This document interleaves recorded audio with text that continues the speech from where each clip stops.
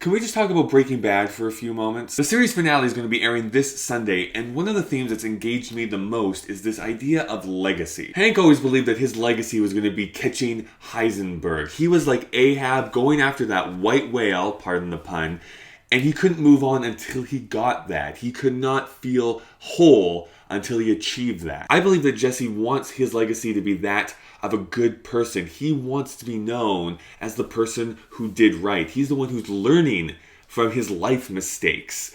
There was this kind of slight detour in the series where he believed he was the villain of the entire plot, but I think he could prove to be the actual hero of the series. Then of course there's Walt, who continuously talks about his legacy, and whose legacy may have been just wiped away. He really wanted to be remembered as a great person, and when all of his truths became revealed, he was the villain, and he is now still the villain of this show.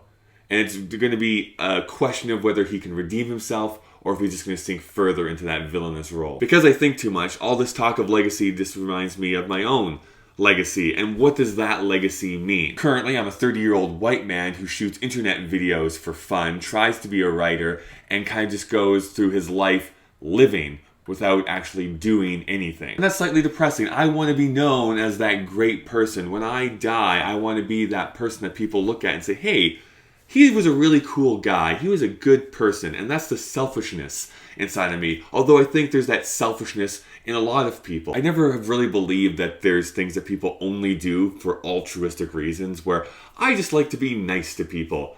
No, you like to be nice because you want to be remembered as a nice person. Similarly, there are assholes out there who know that they're assholes, but the only reason why they don't change themselves is because they're the most insecure people on the planet. I look at my life and I just don't really know how to progress. I'm in this kind of rut of self-reflection and self-defeating attitudes where I don't know what else there is to do. I would die tomorrow, and really, there might be a couple of people that are upset about that for a few minutes. But really, what am I leaving behind? I'm leaving behind a few $1,000s worth of student debt and a pretty nice computer I just bought a few months ago. The only thing I can really try and do is to continue to be a nice person, or try to be a nice person, pretend to be a nice person, and hopefully that people will recognize that and want to be friends of mine and maybe want to even date me one time.